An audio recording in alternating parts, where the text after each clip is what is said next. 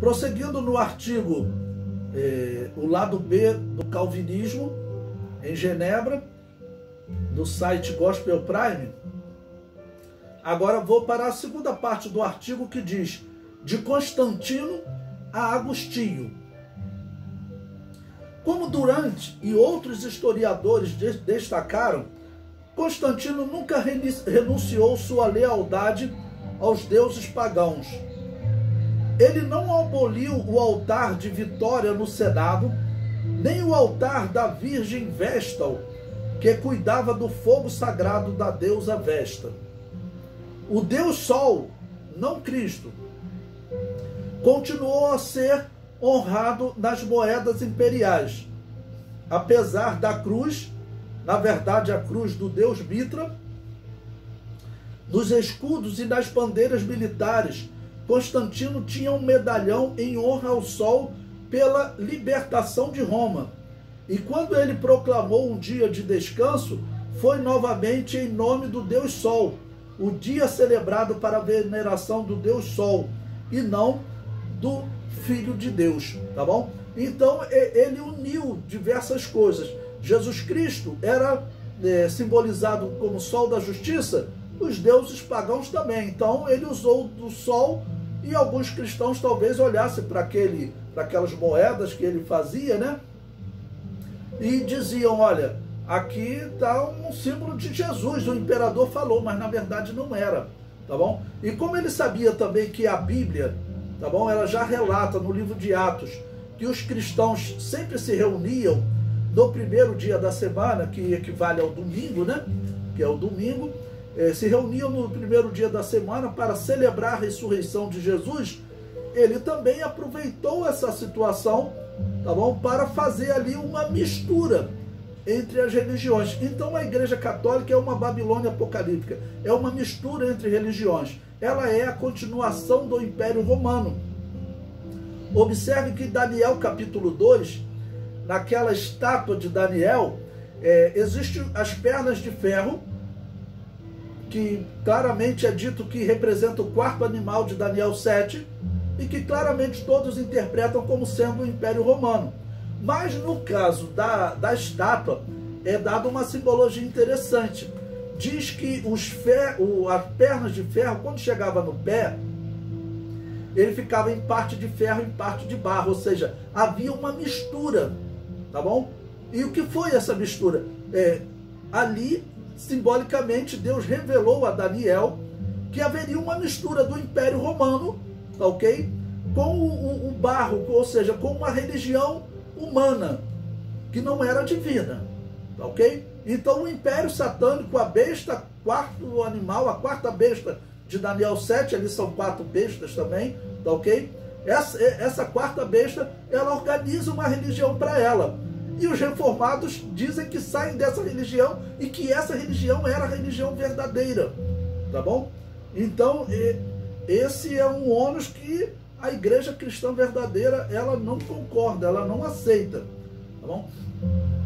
E aqui também, hoje mesmo eu estava conversando com um pastor batista, a Igreja Assembleia de Deus saiu da Igreja Batista, e nós respeitamos até muito, acreditamos que a Igreja Batista é uma igreja cristã, tá ok? Então eu falei para ele o seguinte, com todo respeito, né? Eu falei para ele que a Assembleia de Deus, ela é o quê? É uma igreja batista que abriu mão daquela organização batista, tá ok? Adotou os dons espirituais e tirou o símbolo da cruz. E nesse ponto eu concordo com as Assembleias de Deus. Penso que as igrejas batistas também deveriam fazer isso, e todas as outras igrejas. Por quê? Segundo a história, isso é confirmado, não tem como negar. Quem adotou a cruz como sendo um símbolo do cristianismo foi esse pagão Constantino. Isso a história comprova, não tem como negar. Então o bom é que a igreja não tem esse símbolo dentro do templo. A cruz, ela é um símbolo de maldição, e nós devemos sempre lembrar, porque na cruz Jesus levou a nossa maldição. A cruz faz parte da nossa pregação, mas ela não é um símbolo cristão.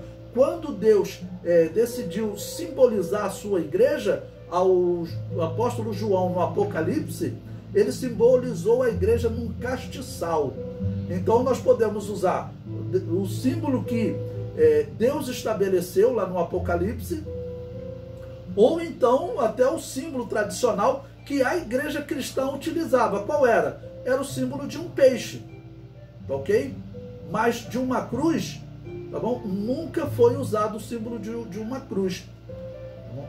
E, além do castiçal e do peixe, existe também o uso da estrela de Davi, porque lá no Apocalipse as igrejas são simbolizadas, né, em castiçais, e os pastores são simbolizados em estrelas, tá ok? Não é dito se é estrela de 5, de 6 pontas, tá ok?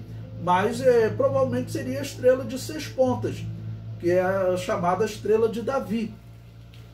Inclusive existem achados arqueológicos que se você olhar, dá para você unir, tá ok? Se você tiver um peixe, o rabo do peixe, ele se une com a cruz, né? A cruz, com a estrela de Davi. O rabo do peixe, ele é uma parte da estrela de Davi. E a outra parte da estrela de Davi é a parte de baixo de um castiçal. Existe achado arqueológico apontando para isso. Mas o uso da cruz na igreja cristã, isso realmente não existe. Foi adotado por Constantino. Durante nos lembra de que por toda a sua vida cristã, Constantino usou os ritos pagãos, bem como os ritos cristãos, e continuou a depender das fórmulas mágicas pagãs para proteger lavouras e curar doenças, né? Ou seja, a história comprova que esse homem não tinha nada de cristão, que aquilo foi uma grande farsa. Aquilo foi uma grande farsa para ludibriar os cristãos. E sendo franco, tá bom? A reforma protestante também foi uma grande farsa para parecer que esses grupos eram verdadeiramente cristãos, mas não eram.